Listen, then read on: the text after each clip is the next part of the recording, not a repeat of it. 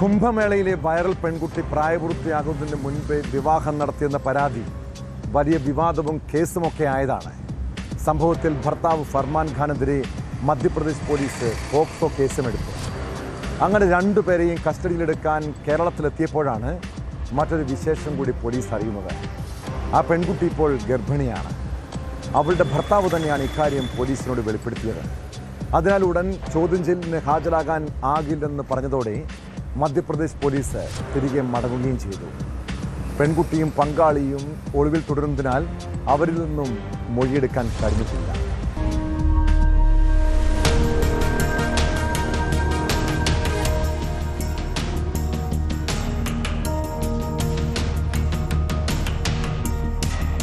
ഭാര്യ ഗർഭിണിയാണെന്നും യാത്ര ചെയ്യാൻ കഴിയാത്തതിനാൽ ഉടൻ നേരിട്ട് ഹാജരാകാനാകില്ലെന്നും ഭർത്താവ് ഫർമാൻ ഖാൻ മഹാരാഷ്ട്ര പോലീസിനെ അറിയിച്ചതായാണ് വിവരം. പ്രായപൂർത്തിയാകാത്ത മകളെ തെറ്റിദ്ധരിപ്പിച്ച് വിവാഹം കഴിപ്പിച്ചുവെന്നാരോപിച്ച് പെൺകുട്ടിയുടെ മാതാപിതാക്കൾ ഫർമാനെതിരെ മണ്ഡലേശ്വർ DSPക്ക് പരാതി നൽകിയിരുന്നു.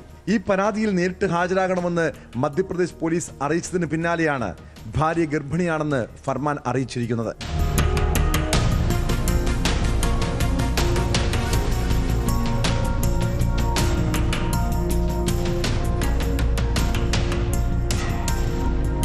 പെൺകുട്ടിയുടെ പ്രായം സംബന്ധിച്ച് തർക്കം നിലനിൽക്കെ ഇവരിൽ നിന്നും മൊഴിയെടുക്കാനാണ് മധ്യപ്രദേശ് പോലീസ് സംഘം കേരളത്തിലെത്തിയത്. എന്നാൽ പെൺകുട്ടിയും പങ്കാളിയും ഒളിവിൽ തുടരുകയാണ്. ഇരുവരെയും കണ്ടെത്താൻ കഴിയാത്തതിനാൽ സംഘം മടങ്ങുകയായിരുന്നു. പെൺകുട്ടിയുടെയും പങ്കാളിയുടെയും മൊബൈൽ ടവർ ലൊക്കേഷൻ കേന്ദ്രീകരിച്ചാണ് മധ്യപ്രദേശ് പോലീസ് സംഘം കൊച്ചിയിലെത്തിയത്. തൃക്കാക്കരയിലും കാക്കനാടും പെൺകുട്ടിക്കായി തെരച്ചിൽ നടത്തിയെങ്കിലും കണ്ടെത്താനായില്ല. കാക്കനാട് NGO കോട്ടേഴ്സ് ജംഗ്ഷന് സമീപത്തെ ഫ്ളാറ്റിലും പരിസര പ്രദേശങ്ങളിലുമടക്കം പരിശോധന നടത്തിയിരുന്നു. അതേസമയം വിവാഹവുമായി ബന്ധപ്പെട്ട കേസിൽ മെയ് 20 വരെയും ഹൈക്കോടതി പെൺകുട്ടിയുടെയും പങ്കാളിയുടെയും അറസ്റ്റ് തടഞ്ഞിട്ടുണ്ട്. ഇത് സംബന്ധിച്ച രേഖകൾ സിറ്റി പോലീസ് കമ്മീഷണർ മധ്യപ്രദേശ് പോലീസിന് കൈമാറിയിരുന്നു. ഹൈക്കോടതിയുടെ തുടർ നടപടികൾ പരിശോധിച്ച ശേഷമായിരിക്കും സംഘത്തിന്റെ അടുത്ത നീക്കം.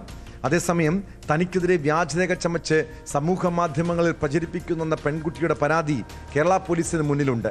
ഉത്തർപ്രദേശ് സ്വദേശിക്കെതിരെയാണ് പെൺകുട്ടി പരാതി നൽകിയിരിക്കുന്നത്. ഈ പരാതിയിൽ പോലീസ് ഇതുവരെയും നടപടി സ്വീകരിച്ചിട്ടില്ല.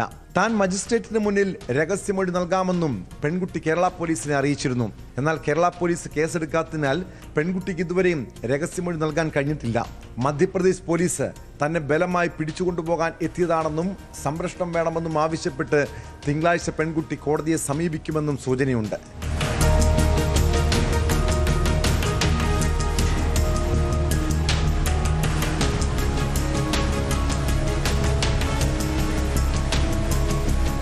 ന്യൂസ് 18 കൊച്ചി.